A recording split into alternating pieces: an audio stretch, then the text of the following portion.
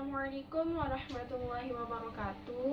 Perkenalkan, nama saya Ivania dari jurusan PGMI yang akan mempresentasikan mata pelajaran English for Children. Materi pertama membahas tentang karakteristik anak yang berusia 5-7 tahun dan yang berusia 8-10 tahun. Adapun karakteristik anak yang berusia 5-7 tahun yaitu mereka mampu menyatakan atau menceritakan apa yang sedang mereka lakukan. Yang kedua, mereka mampu menjelaskan dan menceritakan apa yang sedang mereka lakukan dan apa yang sedang mereka dengarkan. Mereka mampu berargumen meskipun argumen mereka versi anak-anak. Mereka mampu memberikan alasan walaupun sedikit logis.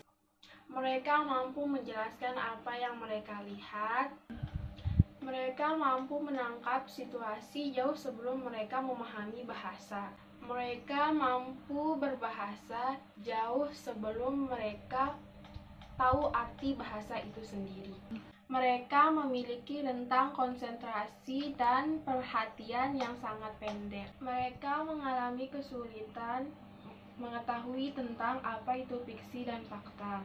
Mereka seringkali bermain dan bekerja sendiri, tetapi kebersamaan dalam orang lain.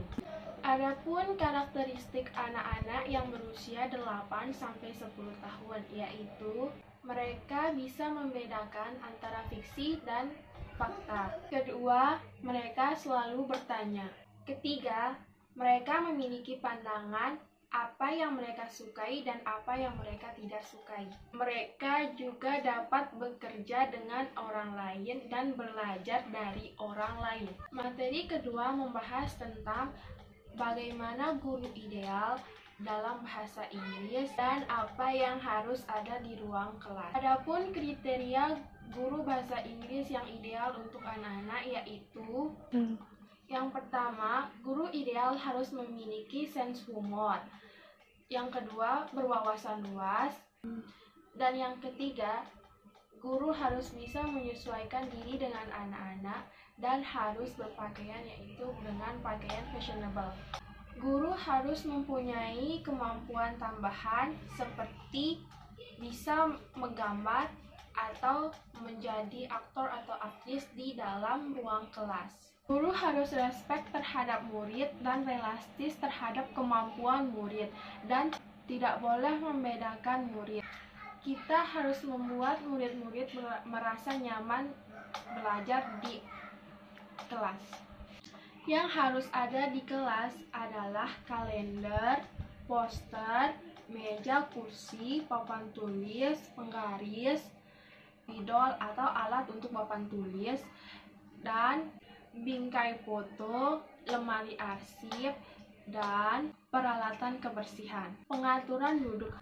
Pengaturan duduk disesuaikan dengan kebutuhan dan kemauan masing-masing murid agar kegiatan ajar mengajar berjalan dengan efektif. Kegiatan grup atau kerja kelompok. Sebelum kegiatan kerja kelompok dilaksanakan, kita dapat memberikan instruksi dan contohkan apa yang harus dilakukan, yaitu step by step-nya. Kita harus membiarkan mereka bekerja dan batasi jumlah anggota kelompoknya. Jangan biarkan mereka memilih untuk pasangan kelompoknya, supaya kita bisa menyatukan yang lebih dengan yang kurang dan bisa juga disatukan untuk menentukan kepemahaman mereka. Materi 3 membahas tentang strategi pembelajaran bahasa Inggris untuk anak-anak dan satu topik besar. Topik ini sangat bermanfaat dan membantu dan dapat dipraktikkan dengan mudah dan sebagai cara menyenangkan pembelajaran dalam bahasa Inggris untuk anak-anak. Yang harus kita lakukan dalam topik ini adalah yang pertama, kita harus mengkaitkan pelajaran dengan pengalaman apa yang siswa mereka suka. Siswa dapat mengkaitkan kata-kata, fungsi, struktur, dan situasi.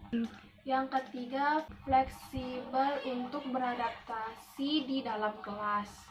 Yang keempat, perbarui topik berdasarkan apa yang terjadi. Dan yang terakhir, melibatkan semua keterampilan dalam bahasa Inggris. Cara mengaturnya yaitu dengan cara memilih topik, waktu perencana, mengumpulkan data, situasi dan kondisi, metode dan aktivitas, dan yang terakhir penilaian. Materi 4 dan 5 yaitu membahas tentang bagaimana cara merencanakan pembelajaran bahasa Inggris untuk anak-anak.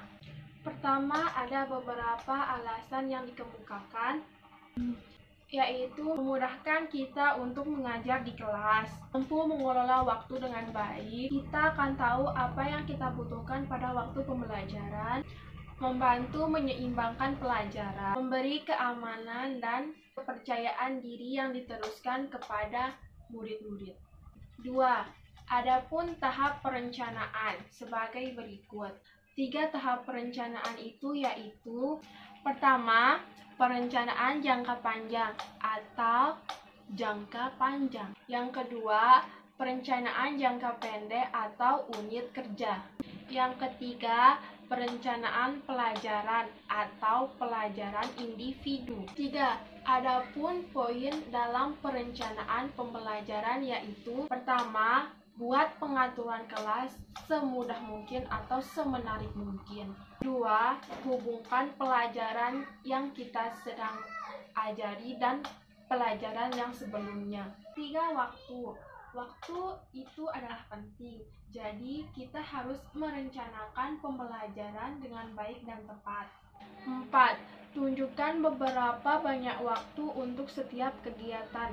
5. Memiliki banyak aktivitas seperti membuat planning tambahan. Dan yang terakhir, membutuhkan keseimbangan. 4. Media yang bisa digunakan. Media dapat dibagi menjadi 3 yaitu: pertama, bahan untuk Anda dan murid yang Anda buat yaitu seperti boneka, jam dinding, kelas maskot, kalender, dan lain-lain. Media yang bisa dibeli yaitu peta, mainan, blok bangunan, kaset, dan proyektor. Yang ketiga, bahan yang Anda kumpulkan yaitu berbagai macam pita, kartu pos, dan gulungan kapas.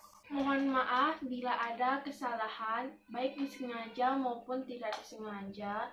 Sekian, wabillahi taufiq wal hidayah. Wassalamualaikum warahmatullahi wabarakatuh.